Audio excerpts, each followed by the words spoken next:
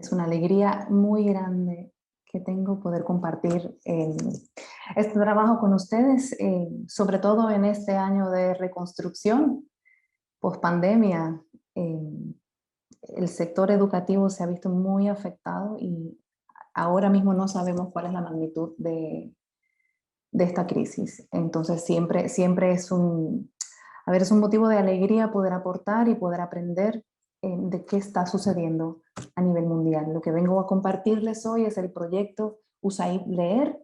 Eh, Vamos a hablar un poquitito de por qué viene este proyecto USAID Leer. Es un proyecto de cooperación internacional a través de la Agencia de los Estados Unidos para el Desarrollo, USAID.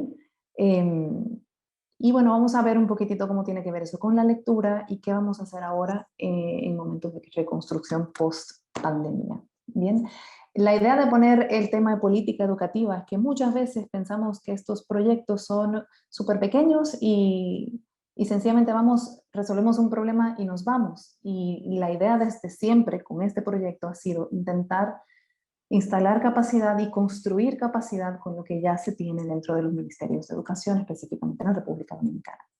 Vamos a hablar un poquitito de por qué estas lupas que pongo, vamos a hacer zoom out, zoom in, para ver el problema de diversas partes, de diversas ópticas y ver cómo vamos a utilizar el contexto del país, el contexto lingüístico, el contexto científico, a favor de la lectura y la escritura, de la adquisición de la enseñanza de la lectura y escritura en niñas y niños de la República Dominicana.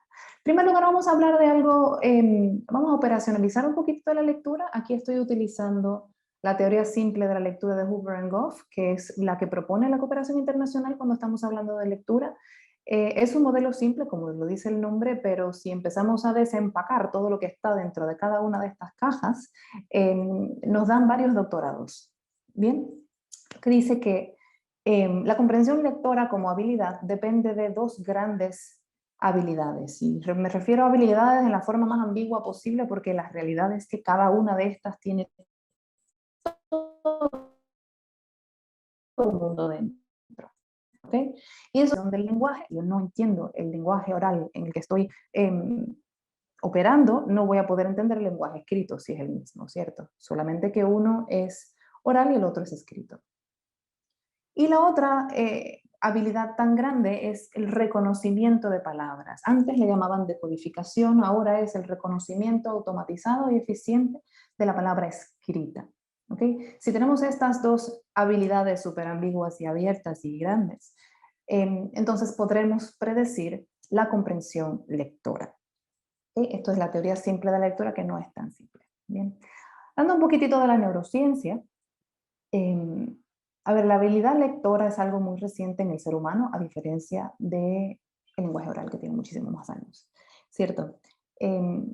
Según la ciencia, no hay un área específica de la lectura cuando uno nace. O sea, son áreas que se reciclan, que se reusan, que se afinan para una habilidad que es inventada por el ser humano por una necesidad totalmente cultural, totalmente social.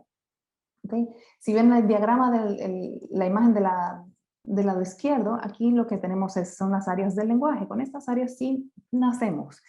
El ser humano no necesita que ir a la escuela para aprender a hablar. Si el niño o la niña tiene desarrollo neurotípico, sencillamente con hablarle mucho y exponer mucho y mucho momento de práctica, se adquiere el lenguaje. Se adquiere porque estas áreas están prehechas para lograr el lenguaje. La lectura es un poquitito más complicada porque no está prehecho para esto. Entonces, para que se dé la lectura, tiene que haber unos cambios específicos en el cerebro para conectar esta parte de procesamiento visual, o sea, las palabras son símbolos visuales, que si no te sabes el significado ni cómo se supone que deben sonar, no significan nada. O sea, yo escribo la palabra silla en lenguajes alfabéticos, no parece absolutamente nada a una silla. En ortografías logográficas es distinto, pero en la que usamos nosotros en el español. Entonces, ese estímulo visual tiene que transformarse o tiene que acceder las áreas del lenguaje. Entonces, en el cerebro humano, cuando estamos aprendiendo a leer, tiene que haber este cambio. En algún momento del proceso del desarrollo y de la enseñanza de la lectura y la escritura, el cerebro hace este cambio que permite pasar la información que es puramente visual y probablemente sin sentido a los circuitos del lenguaje. Okay, y esta área está aquí, está marcada en rojo. Si ven este cerebro de la derecha, lo que tiene son las áreas de procesamiento visual específicamente en el lóbulo occipital, y luego se va irradiando al temporal y al parietal para su procesamiento léxico, para su reconocimiento. Entonces, estas dos redes en algún momento se unifican a través de la caja de letras, como le llaman el Visual Word Form Area, que está aquí marcado en rojo. La siguiente diapositiva tiene un cerebro así, como si tuviera la nariz hacia aquí arriba. Esta es la nariz. Estas regiones de acá se llaman los fusiformes, que están entre el lóbulo occipital, que está aquí, y los lóbulos temporales, que están aquí, que es un área de asociación. Entonces, lo que dice la literatura neurocientífica es que esta área que originalmente está involucrada en el procesamiento visual de imágenes, de rostros, de objetos, etc., se afina, se especializa en reconocer palabras cuando aprendemos a leer y escribir. Y bueno, recientemente salió este paper en el 2019 que indica que el procesamiento de palabras, o sea, que el Visual Word Form Area, la caja de letra, no está dedicada únicamente al procesamiento de palabras, sino que es un área que tiene que ver con el procesamiento visual, específicamente en estímulos en lo que la persona es experta. Es decir, si yo soy experto en carros y veo carros versus otro objeto, mi activación cerebral en esa área va a ser mucho más fuerte para los carros, para el objeto el que yo soy experto. Y por supuesto, la lectura involucra mucho de expertise, es decir, de pericia. Una persona que ya sabe leer y escribir ya no puede no leer y escribir, ya es un proceso automatizado. Entonces, por eso se piensa que esta área tiene que ver con esta automatización. Y este es el área que se encarga de comunicar estas dos grandes funciones, visual con lingüística. 19, esta área cerebral involucra las áreas frontales que tienen que ver con la atención.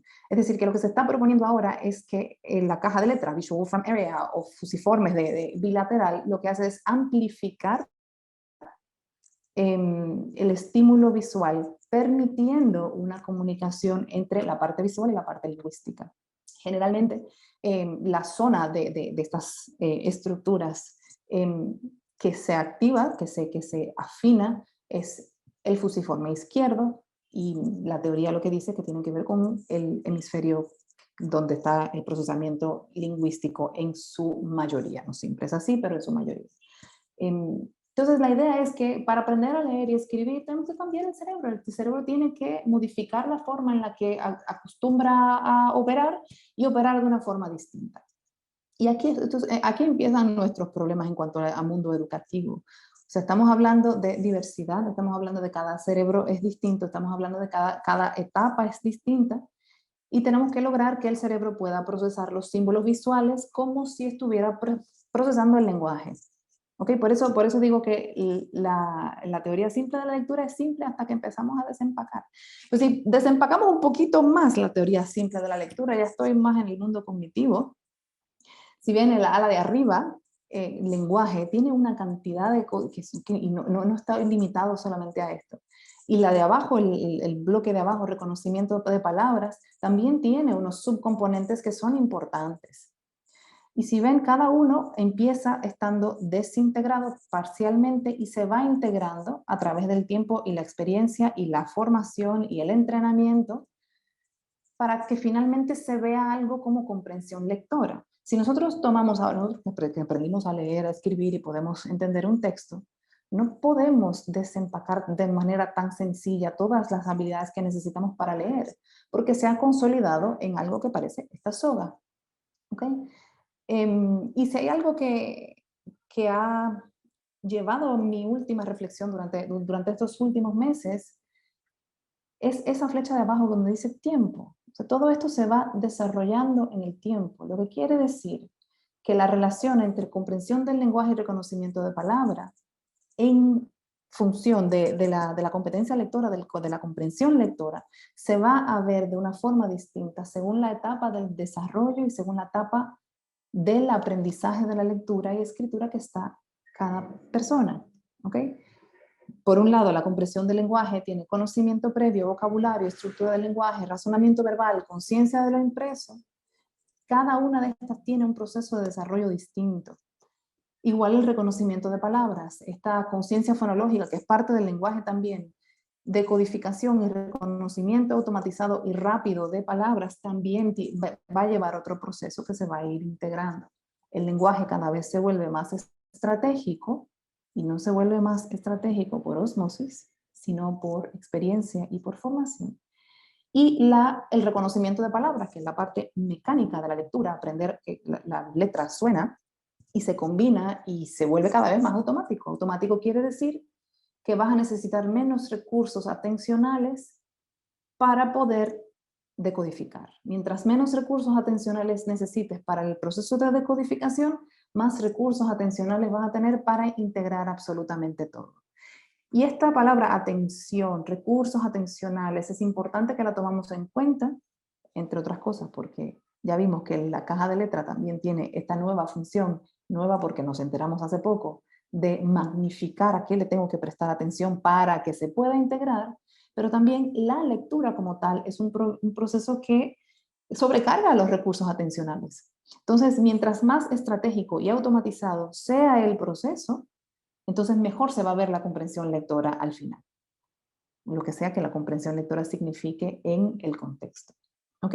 Y esta parte en el tiempo es crucial porque nosotros tenemos que jugar con el tiempo, a favor del tiempo, y hacer que el tiempo sea una ventaja para nosotros y no un problema. Ok, lo digo porque sí que he visto muchas personas que quisieran que los niños de 2 años aprendieran a leer y escribir sin problemas, entonces suave.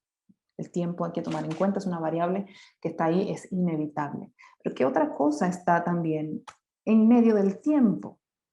¿Ok? El tiempo quiere decir desarrollo, o sea,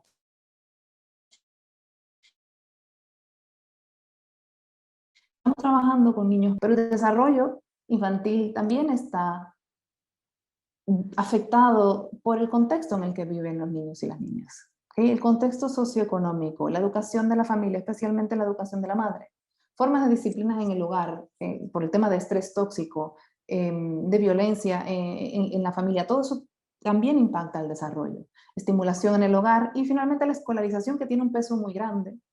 Nosotros desde el proyecto y desde el mundo educativo en general, solo tenemos acceso directo a la escolarización. El resto del contexto determina mucho de lo que vamos a trabajar, pero no tenemos acceso directo a intervenir. Entonces, es importante reconocer, si no podemos cambiarlo, al menos conocerlo, conocer el contexto de donde vienen los niños y las niñas que están en este proceso, que dicho sea de paso, no es un proceso sencillo, es un proceso que 5.000 años de evolución tenemos que resumirlo en los 4 primeros meses del primero de primaria, por decir algo absurdo. ¿Cierto? Este contexto tiene que ser tomado en cuenta cuando estemos enseñando a leer y escribir.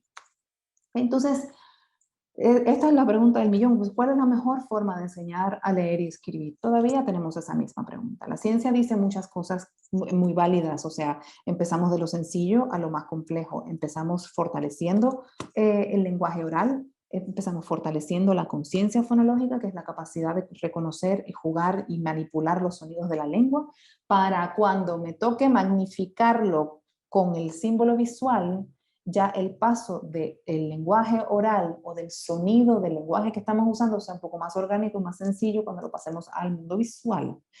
Se recomienda también en lenguajes alfabéticos, específicamente los que son transparentes, que haya una secuencia específica de enseñanza de la letra, de enseñanza del principio alfabético. El principio alfabético se refiere a que cuando los niños aprenden que cada letra tiene un sonido, que hay una temporalidad, que cada sonido tiene un orden, que cuando se altera el orden, se altera el sonido, cómo se combinan, cómo se forman las sílabas y palabras, etcétera, etcétera.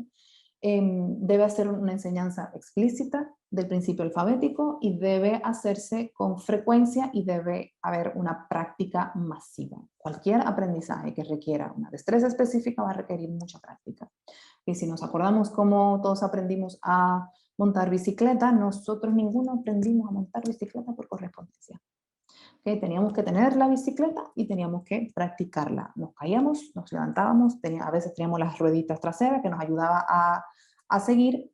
O sea, esa es la idea de la parte científica, neurocientífica, que propone para la enseñanza de la lectura y la escritura. Ahora bien, esto no es suficiente, o sea, te enseño el código, pero hay otra parte de la enseñanza de la lectura y la escritura que tiene mucho más que ver con la forma de usar el lenguaje escrito que la decodificación. La decodificación es un pedacito importante, crucial e impresionantemente fundamental para el aprendizaje de la lectura, pero hay vida después de eso, ¿ok? Y hay otros procesos de enseñanza que también tienen que ser explícitos y también requieren de un montón de práctica para poder afinar el músculo, como le llamo, de la comprensión lectora y de la capacidad de producir lenguaje escrito también. Entonces, ¿cuál es la mejor forma de enseñar? Bueno, va a depender del contexto. Y vengo a compartirles un poquito sobre el contexto de nuestro país, de República Dominicana. En el año 2015 se realizó esta evaluación que se llama el tercer estudio regional, donde se compara, bueno, donde se presentan los resultados de diferentes países. No les gusta comparar países, pero lo ponen en la tabla aquí para que se vea cómo funciona, donde se mide comprensión lectora y se demuestran los resultados en 4 niveles, nivel 1, 2, 3, 4. Nivel 1 es el nivel inicial, elemental, es decir, que no lee mucho, que solamente lee asuntos, oraciones sencillas, palabras sencillas, no hay suficiente comprensión lectora como para basar una comprensión crítica o una comprensión diferencial, solamente es comprensión literal. ¿Okay? Entonces, nos encontramos en la República Dominicana que el 74.1% de los niños y niñas de tercero de primaria estaban apenas en el nivel 1. Es decir, apenas leen palabras, apenas comprenden información literal del texto, puede que ni palabras lean, pero esa prueba no lo medía. Y los resultados no son muy, muy favorables, ¿ok? En el 2015. Ahora,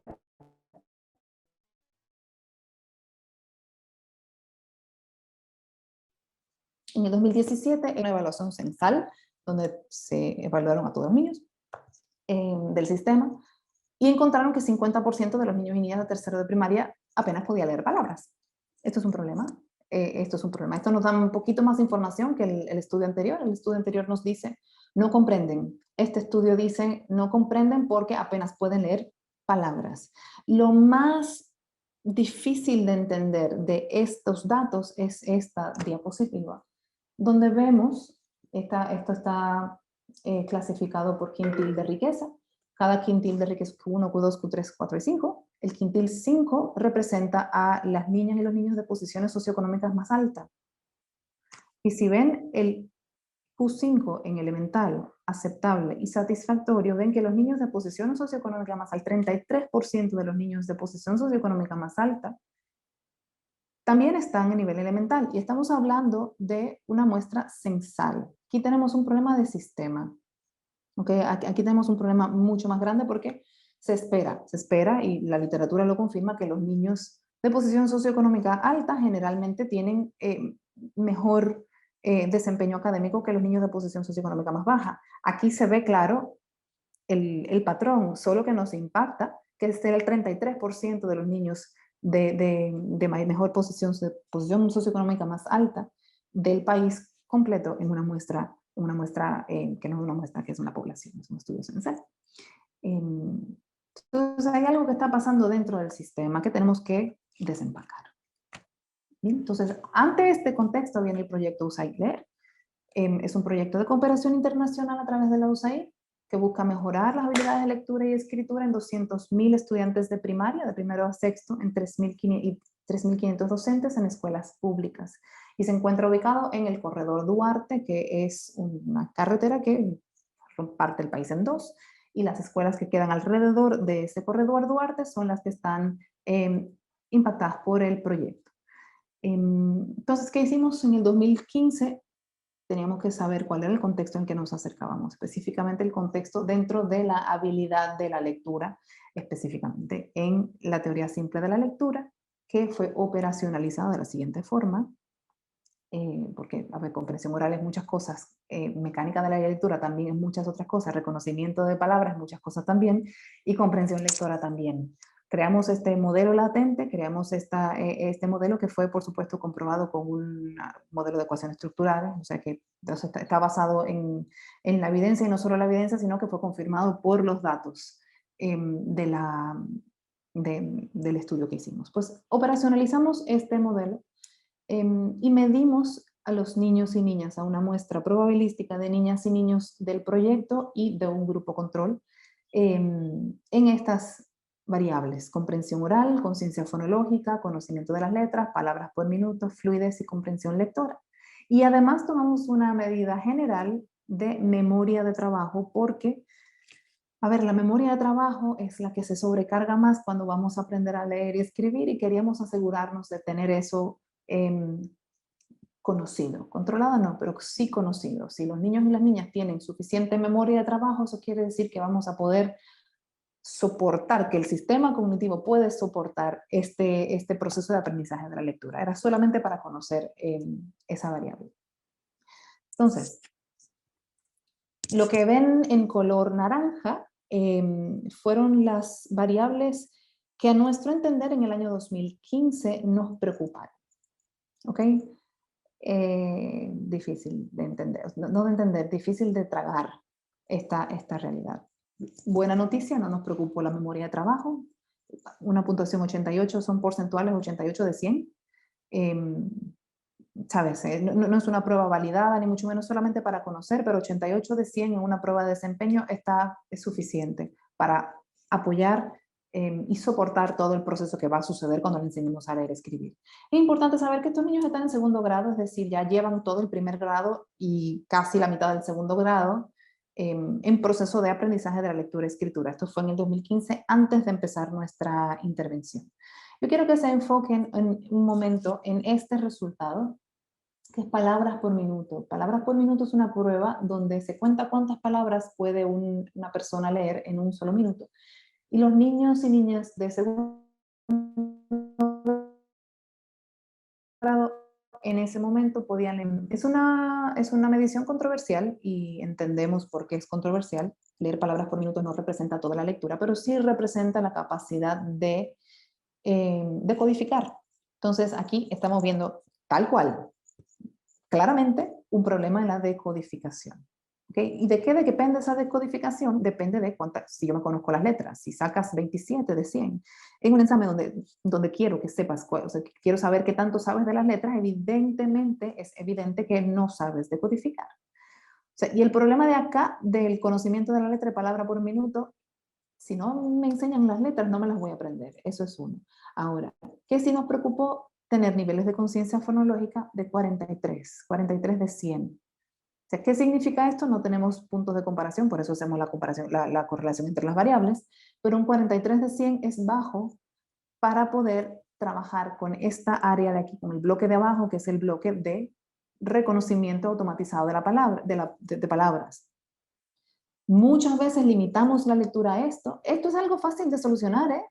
O sea, yo trabajo fuertemente con ciencia fonológica, le enseño el principio alfabético de manera explícita, como sugiere la ciencia, e inmediatamente, si proveo suficiente práctica, voy a tener mayor palabras por minuto definitivamente, y voy a tener mayor fluidez. Ahora, aquí hay un problema, y aquí los logopedas van a estar conmigo. Tenemos una calificación 52 de 100 en la prueba de comprensión oral. Les explico la prueba de comprensión oral. Te cuento un cuento y te hago preguntas del cuento. Un cuento de 63 palabras que se les leía a los niños con buena entonación, y los niños no podían contestar preguntas sencillas. ¿Ok? 52 de 100 es muy bajito. Entonces, repito, esta medición no es lo suficiente. El lenguaje necesita mucho, mucho, mucho más, pero sí nos da una pista de dónde tenemos que ir viendo más adelante para ver cómo podemos resolver este problema.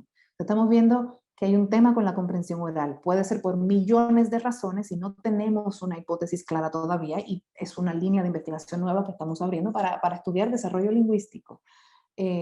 Porque si bien esto lo resuelvo a nivel de la escolarización, la comprensión del lenguaje es algo que el sistema asume que los niños tienen cuando llegan a la escuela, pero no lo tienen. Entonces, si resuelvo el problema de aquí abajo y te enseño a leer súper fluido y con toda la fluidez y toda la cosa, si sigo teniendo problemas de comprensión oral, entonces se va a ver limitada mi comprensión lectora. Y las pruebas internacionales no es solamente de comprensión literal. Estas pruebas internacionales miren otros procesos de pensamiento crítico a través del lenguaje escrito, que es un poco más complicado de intervenir, porque no intervengo en lectura únicamente, tengo que intervenir en el pensamiento crítico. Comprensión inferencial, comprensión crítica, etcétera, etcétera. Si no tengo buen manejo del lenguaje oral, no voy a ser capaz de enfrentar este tipo de evaluación. Y bueno, la evaluación lo de menos, es la vida social, la vida en sociedad, que requiere de pensamiento crítico, requiere mucho más. ¿Ok? Pero lo que quiero decir con esto es que el problema que teníamos y que seguimos teniendo es mucho más allá de enseñar las letras, es mucho más allá de enseñar a comprender literalmente un texto, va mucho más allá. Y las pruebas internacionales y las pruebas que solamente miden comprensión literal, inferencial y crítica no me dan esa información, no me dice dónde puedo intervenir. Aquí tenemos que intervenir en todo, básicamente. 2015, una muestra de 2.399 niñas y niños de segundo grado, que estaban distribuidos entre un grupo experimental y un grupo control. Este fue el estudio de línea base, donde no había, ¿cómo se llaman? Todavía no estaban aleatorizados los grupos. Basados en este contexto, nos tuvimos que crear una intervención. Y nos enteramos muy temprano en este proyecto que las intervenciones tienen que estar basadas, como dije, en el contexto. Y hay un contexto en el país que no podemos ignorar, y es el currículo dominicano. O sea, el currículo dominicano es lo que rige la enseñanza en la República Dominicana. No me puedo ir en contra del currículo en escuelas del país. Entonces, siempre hemos tenido esta gráfica disponible. O sea, cualquier intervención que vayamos a hacer desde la cooperación internacional, desde la academia, que somos de UNIBE, tiene que buscar puntos donde converge psicología cognitiva, el lenguaje, etcétera, currículo dominicano y los datos locales. La ciencia nos va a decir qué se ha hecho y hacia dónde va todo el proceso, y es el atajo más sencillo porque la data sola habla, pero una data fuera del contexto no tiene sentido, por tanto tenemos que producir nuestra propia data, y por eso hicimos estudios de línea base. Y el currículo es porque, a ver, no estamos creando un subministerio de educación para enseñar a leer y escribir, tenemos que adaptarnos a esto. Y como bien dice el título de esta ponencia, queremos que esto sea política pública, política educativa, entonces tenemos que tomar en cuenta lo que ya existe. ¿Ok? Y si hay algo que hace ruido entre una cosa y la otra, tenemos que trabajar con eso, no a pesar de eso y no en contra de eso. ¿Ok? Y ahí es donde nos toca entender que nos toca tener conversaciones difíciles, nos toca negociar y nos toca muchas veces ceder. Entonces, lo primero que hicimos fue buscar puntos donde todos estos puntos de encuentro. Cierto, si la ciencia me pide hacer una enseñanza explícita del principio alfabético, bueno, eso está relacionado con el hecho de que mis estudiantes no están decodificando. ¿Ok? Si queremos una enseñanza sistemática del principio alfabético en los primeros grados, al principio, esto está siendo confirmado con los datos. Material de práctica lectora, que es fundamental. No aprendemos a manejar la bicicleta por correspondencia, hay que practicar un montón. Eso también está de acuerdo a nuestros datos y también está de acuerdo a la teoría simple de la lectura. Entonces empezamos a buscar cuáles eran esos puntos de coincidencia entre todo esto que decimos que propone la ciencia, propone nuestros datos, y el currículo dominicano, para entender que estamos todos apoyando el mismo movimiento. Pero también nos dedicamos a encontrar cuáles son los puntos donde no coinciden una cosa con la otra, y no A ver, podemos decir que es un obstáculo, pero al mismo tiempo yo creo que son puntos de crecimiento. O sea, el currículo dominicano, hasta ahora mismo todavía es así, proponen un poco más el aspecto funcional de la lectura y la escritura, como sociedad, dignificación, etcétera, etcétera, aprender el código en situaciones cotidianas. Se usa mucho el whole language, el lenguaje integral, donde los niños van descubriendo solitos el código, pero tengo un niño que no tiene buena comprensión del lenguaje, entonces le va a ser muy difícil descubrirlo por sí solito, ¿sí me entienden? Vamos viendo cómo los datos apuntan a algo distinto. La ciencia me está pidiendo una enseñanza sistemática y el currículo me está pidiendo algo más orgánico, algo que, bueno, vamos a trabajar los fonemas de los nombres de los niños en la lista, vamos a trabajar el vocabulario de la lista de la receta, etcétera, etcétera, y eso es algo que no entre la ciencia y el currículo. Entonces, nuestra función como oficiales de este proyecto es buscar la forma de llevar una a la otra sin tener que manipular el currículo, sin tener que, a ver, la revisión curricular va a llegar, pero los tiempos ministeriales y los tiempos de los proyectos y los tiempos de la ciencia no coinciden nunca.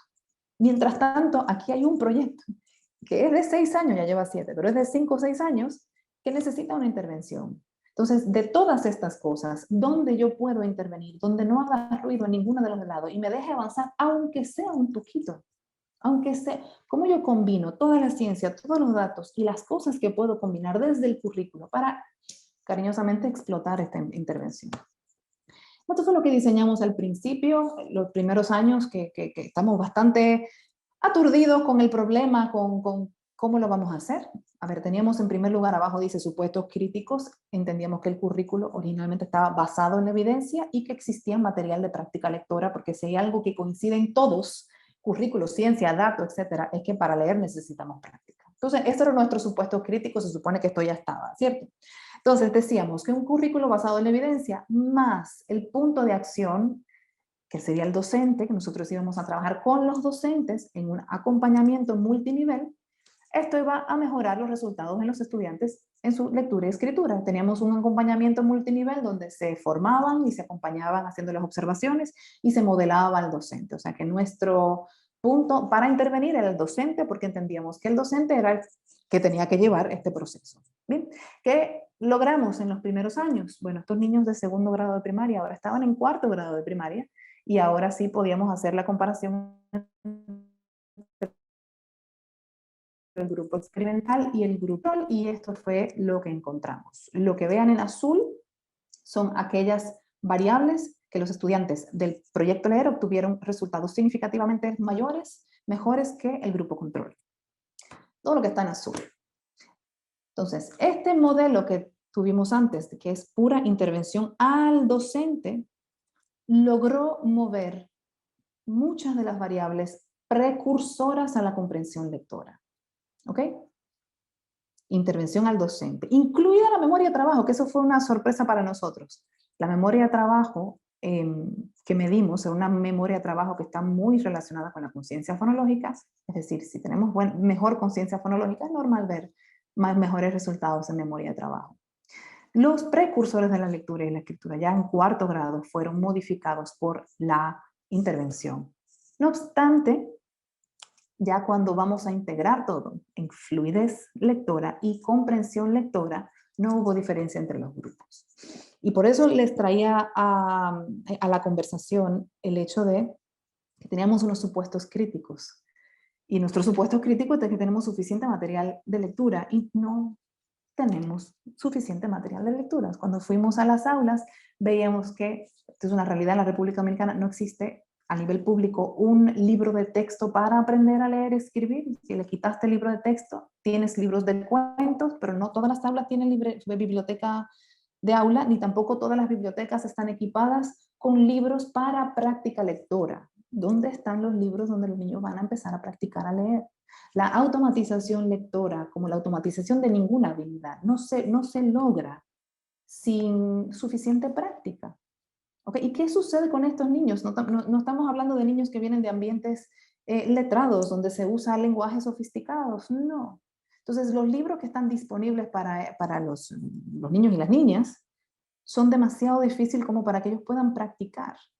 Es decir, las actividades que se sugieren dentro del mismo sistema es recortes de periódicos, vamos a leer revistas, vamos a leer recetas, vamos a leer el acta de nacimiento, vamos a leer libros de cuentos, pero no son libros de cuentos donde un niño o una niña pueda practicar de manera independiente. La práctica independiente es lo que te hace la automatización. Okay, no solamente, tú puedes tener el mejor docente del mundo, el mejor docente del mundo te va a enseñar el código, te va a manipular también parte del lenguaje oral, te va a enseñar algunas estrategias, pero para hacer esa integración visual, lingüística, tiene que haber mucha práctica lectora y no existía. Entonces fuimos al mercado y vamos a ver dónde vamos a comprar libros. Y cuando vimos nuestras colecciones de libros infantiles, los libros infantiles tampoco están escritos para que las niñas y los niños lean de manera independiente. Siempre necesitamos un lector adulto que modele, pero yo no tengo un lector adulto por niño en un proyecto de 200.000 niños. Si yo necesito un recurso que sea lo suficientemente sencillo y motivador para que los niños y las niñas puedan leer de manera independiente. Y como no encontramos esto en el mercado, pues nosotros decidimos hacerlos. ¿Ok? Y creamos colecciones de libros decodificables y libros nivelados. La palabra libro decodificable en español causa un ruido impresionante porque, entre otras cosas, el español es bastante decodificable. Este término viene del inglés, de estos libros. Bueno, si hay alguien que habla inglés y conoce el proceso de cómo se alfabetiza en inglés, que es una ortografía más opaca, para enseñarle a un niño a leer en inglés, entonces se utilizan las palabras que sí se pueden decodificar fácilmente, para que el muchacho vaya a aprender a leer, para que esas rueditas traseras le faciliten el proceso. Entonces, basados en esa idea, nosotros tomamos, dijimos, vamos a hacer algo decodificable, pero lo decodificable no es porque vamos a escoger solo palabras que se decodifiquen, porque todas se decodifican, sino que vamos a diseñar una progresión de decodificación que vaya de lo más sencillo y lo más frecuente a lo menos sencillo y menos frecuente. Hay muchos libros de texto para enseñar a leer y escribir que funcionan así, o sea, vamos a enseñarte la M porque la M la ves en todas partes y porque la M es una consonante muy fácil de aprender. La R tiene 3 reglas, 4 reglas, no es tan fácil, esa no va tan al principio en el proceso. Entonces, en vez de escribir y crear un método de enseñanza de las sílabas, etcétera, etcétera, que no nos lo permite por el currículum, lo que creamos fueron libros de prácticas decodificables en las que están separadas por 6 etapas distintas. La primera etapa son libros que solamente están escritos con 9 letras. Solo tiene 9, son 5 vocales y 4 consonantes. Y son libros que parecen libros de literatura infantil porque fueron escritos por un autor de literatura infantil. Precisamente por aquello de la motivación y por aquello de que necesitamos libros que parezcan libros y no que parezca que te estoy enseñando algo puramente cognitivo. Eso es parte de la motivación. Y en eso yo entiendo los movimientos que necesitan que los niños exploren y vean. Ahí los libros están ilustrados. Y a ver, tiene todo lo que tiene un libro común, solo que tiene 9 letras. Una persona que se sepa 5 vocales y 4 consonantes ya puede empezar a leer para comprender. ¿Ok? Entonces, a ver, eso es un boost en la motivación inmenso porque los niños sienten que leen, sienten que terminan un libro, pero los niños todavía no se saben todo el alfabeto, pueden empezar a mover toda la maquinaria de la lectura y la escritura solo con 4 letras. Nosotros estamos disminuyendo la carga en la memoria de trabajo del proceso de la lectura para favorecer la práctica, la ruedita trasera de la bicicleta. ¿Ok? Desde que el niño o la niña ya puede leer sus 15, imagínense, son 15 cuentos distintos, cortitos, pero tienen toda una historia, principio, nudo, desenlace, tienen toda una diversidad de textos, hay poesía, hay retahíla, a ver, y tienen preguntas de comprensión lectora, tiene actividad de comprensión oral, porque ahora, sabes, cuento con 9 letras es bastante limitado, pero si te doy una historia mayor que la profesora o el profesor te pueda leer, entonces ya puedes trabajar lenguaje oral y puedes trabajar comprensión literal, inferencial, crítica y todo lo que sea que quieres trabajar, sin que parezca que te estoy enseñando el principio alfabético de forma explícita, porque el currículo pide que sea algo más orgánico. Como no puedo hacerlo de manera explícita, pues yo modifico el contexto para que parezca orgánico. No hay nada menos orgánico que esto. Si está tan todo esquematizado, pero no parece. O sea, ahí mismo abres el primer libro y dice, aquí tienes 9 letras. Con estas 9 letras tu estudiante puede leer este cuento. Entonces ya yo no tengo que enseñarle al profesor, a la profesora, que tiene que enseñarle las letras. Sencillamente usted ve cuáles son las letras. Este niño se las sabe, déjame ver. No se las sabe, pues déjame enseñársela. Pues sí, aquí está tu libro. Y tienes una actividad donde las niñas y los niños por 15 minutos todos los días pueden leer de manera independiente en algo que parece el mismo libro. O sea, el niño o la niña que esté en la etapa 5 va a leer el libro muy parecido al niño o la niña que esté en la etapa 1. Y las historias que tenemos de niñas y niños que dicen, mira, yo sé que yo puedo, yo estoy en la 1, pero yo sé que yo puedo leer en la 3, porque de la 2 nada más me falta tal letra. ¿Cómo que suena esa letra, profe? Y ellos mismos van descubriendo el proceso porque está estandarizado y esquematizado. Empezamos con 18 libros, ahora tenemos por ahí 70 libros con esta metodología que están disponibles en línea en este link leer.edu.do. Están gratuitos para que se pueda usar, hay un lector que pueden hacerlo. Y luego que termina la etapa 6, o sea, hay vida después de los libros decodificables. De hecho, el uso excesivo de libros decodificables es perjudicial para la salud por aquello de que son libros de práctica, con el propósito de que te aprendas el código mientras vas moviendo todas las otras áreas que necesitas para poder comprender. Pero necesitas leer la literatura convencional. Creamos otra serie de libros llamados libros nivelados, que es el mismo principio que los libros decodificables, pero ya la complejidad va del lenguaje, a ver, léxico, vocabulario, estructuras gramaticales, ahí ya empezamos menos diálogo, más diálogo según la complejidad, y tenemos una colección de 10 que están ya impresos y vienen otros 10 que se están imprimiendo ahora. Estos libros son los libros intermedios. Cuando ya terminamos de leer este libro, porque no tenemos material de lectura, entonces cuando ya tienes toda esta colección leída, pues entonces ya puedes irte a nadar a la literatura infantil y juvenil que quieras, porque ya has tenido suficiente práctica. Aquí hay un ejemplo de un libro, son 8 páginas solamente. Este libro se llama Mi mamá. El sol no me sanó, la luna no me sanó, la miel no me sanó, mi mamá me sanó. Mi mamá es un sol, mi mamá es una miel, mi mamá es una luna, amo a mi mamá. Es un libro cortito, sencillo, que hace que los niños practiquen sus 5 vocales y sus 4 consonantes. Luego tenemos preguntas de comprensión lectora, una explicación, una categorización por etapa y ya tienes todo tus libros de práctica lectora. Por supuesto, este proyecto de libros decodificables fue basado en la evidencia. Nosotros tomamos todas las palabras escritas, nos fuimos al campo y en campo de cada etapa por minuto podían hacerlo y nos dimos cuenta que teníamos un problema en la etapa 2 y la etapa 3 porque empezamos a incluir sílabas compuestas en la etapa 2 y no debimos hacerlo. Entonces tomamos esa decisión basada en la evidencia y revertimos todos los libros otra vez de la etapa 2 y la etapa 3. Pero queríamos asegurarnos que es verdad que si tú estás en la etapa 1 vas a leer más palabras por minuto que si estás en la etapa 5. O sea, queríamos asegurarnos de que esa progresión sí funciona. Y luego hicimos un levantamiento de datos donde encontramos que quiénes son los que se benefician más de este tipo de libros. Y generalmente son los niños que están leyendo entre 10 palabras por minuto y 50 palabras por minuto. El que vaya más allá de eso ya no necesita los libros decodificables, está listo para leer otra cosa. O sea, los niños que están empezando a leer, si no puedes leer 10 palabras por minuto, eso quiere decir que el principio alfabético no lo has adquirido todavía. Apréndase las 9 letras. Y luego puede empezarse a beneficiar de este sistema de libros.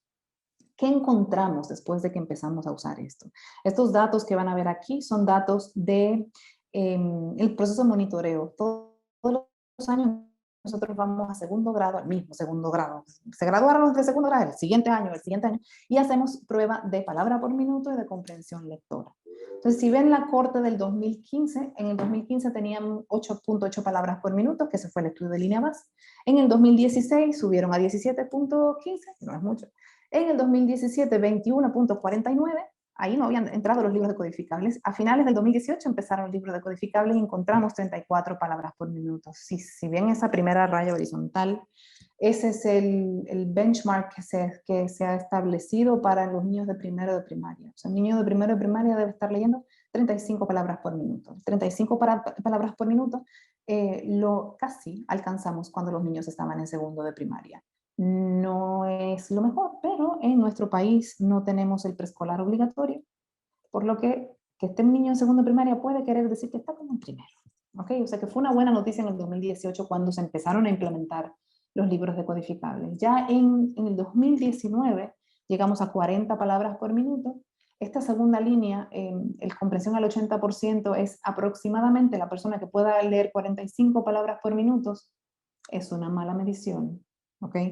Pero roughly, 45 palabras por minuto puede comprender el 80% de un material sencillo con preguntas literales, ¿ok? O sea que vimos que, bueno, el proyecto fue moviendo la barra cada vez más, específicamente cuando metieron los libros decodificables. Ese primer año de libros decodificables fue 34 palabras por minuto, fue muy poquito, pero ese segundo año sí hubo un cambio importante. Si ven la siguiente diapositiva, que es la comprensión lectora, esto es como si fuera un examen de 100, en el 2015 estaba en 20 de 100 y fue subiendo hasta tener 68.5 de 100. Que todavía es bajo, sí, todavía es bajo. Que estos son cuentos muy sencillos, sí, son cuentos muy sencillos. Recordemos que empezamos en 20. Y recordemos que los cambios educativos tardan mucho tiempo. Esto solamente se mira cuando uno pone la vista para atrás, ¿ok? Solamente podemos verlo a través de los años y muchos años y años de refinar el proceso y años de confiar en que yo estoy trabajando basada en la ciencia, basada en los datos locales y basada en microdecisiones según la necesidad. Una buenísima noticia que obtuvimos en el año 2000, bueno, se va a publicar, se publicó en el 2020, pero esos son datos de 2017. El ministerio hace evaluaciones censales a cada rato y este fue la evaluación censal de sexto grado de primaria en el 2017, donde comparamos, o sea, yo obtuve la base de datos de nuestras escuelas de control y nuestras escuelas experimentales y sí que encontramos que había diferencia significativa en comprensión, lectura y matemática, favoreciendo al proyecto Leer que al grupo control. Eso fue una buena noticia. Los datos, a ver, las diferencias son significativas, los tamaños de efectos son pequeños, evidentemente en la educación los tamaños de efectos son pequeños, no hay nada que preocuparse, pero sí estamos viendo la tendencia de que lo que sea que estamos haciendo se está viendo ya a nivel del sistema. El sistema está identificando que los niños que pasaron por este proceso, ya en sexto grado, muestran mejores puntuaciones en comprensión lectora y matemática. Viene la pregunta, ¿y a qué le atribuyes que tenemos mejores respuestas en matemática? Por un asunto sencillo de que la prueba de matemática es una prueba de comprensión lectora numérica. ¿Okay? Los problemas matemáticos hay que intentar tener mejor puntuación matemática. ¿Qué pasó? En el año 2020 todo se cayó. Todo cambió, todo cambió, el mundo completo cambió. Desde el día 17 de marzo del 2020, la República Dominicana cerró sus aulas de manera presencial por el tema de prevención por COVID-19. Las aulas aún no han abierto, algunas escuelas ya abrieron casi octubre de 2021. Y se hizo un intento de educación virtual, educación a distancia, porque no garantizamos que todo el mundo tiene acceso a Internet, ni todo el mundo tiene acceso a la televisión, ni todo el mundo tiene acceso a radio. Es decir, lo que ha sucedido con COVID-19 es una magnificación de los problemas sociales que siempre hemos tenido, que ahora no los vamos a poder amortiguar con la escuela. La escuela funciona como un amortiguador, como que los normaliza, o sea, los vuelve a todos parte del mismo paquete. Ya no son parte del mismo paquete, ya depende del paquete, del contexto. Y al principio hablé que el contexto es diverso. Y tienes tantos contextos como personas. Si antes tenías tanto contexto como escuela, ahora tienes tantos contextos como persona. Y todo lo que se ha logrado en la educación está siendo tambaleado con mucha fuerza. Los niños y las niñas tienen ya más de un año sin asistencia presencial a la escuela, y en temas de lectura y escritura eso es un problema, porque para automatizar la lectura tienes que tener experiencia masiva. Nada más el hecho de ir a la escuela es una experiencia de lectura, porque estás rodeado de letras, estás rodeado de libros y tienes material para leer. En la casa no. Por más tareas que se manden, por más cuadernillos para completar, por más educación en la radio, por más educación virtual, esta experiencia en este contexto. En otros contextos distintos ahí no puedo hablar, pero en este contexto es muy difícil llegar a los docentes, llegar a los niños.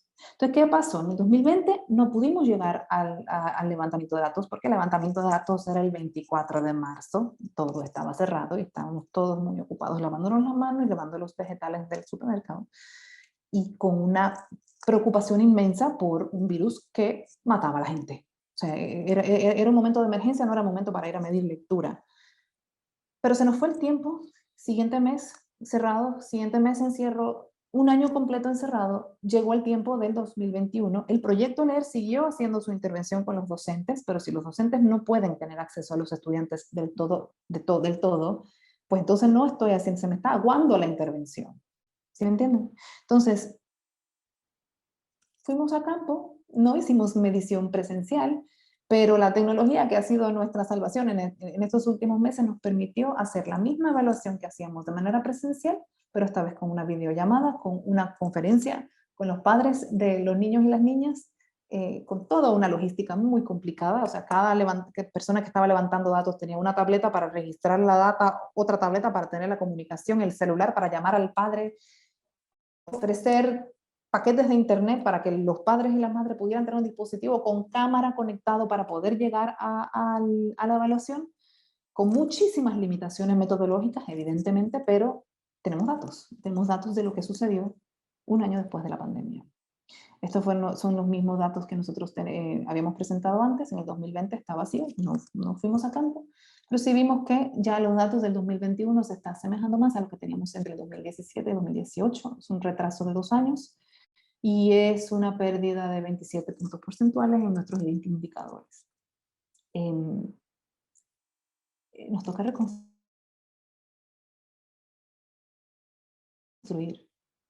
Afortunadamente el proyecto ha recibido una extensión de otro año más, donde nosotros estamos trabajando junto al Ministerio de Educación para que el Ministerio asuma parte de lo que hemos hecho. Y si no les gusta todo, pues hay unas cosas que sí que están muy bien. Los libros decodificables que están listos ya se pueden utilizar. ¿Ok?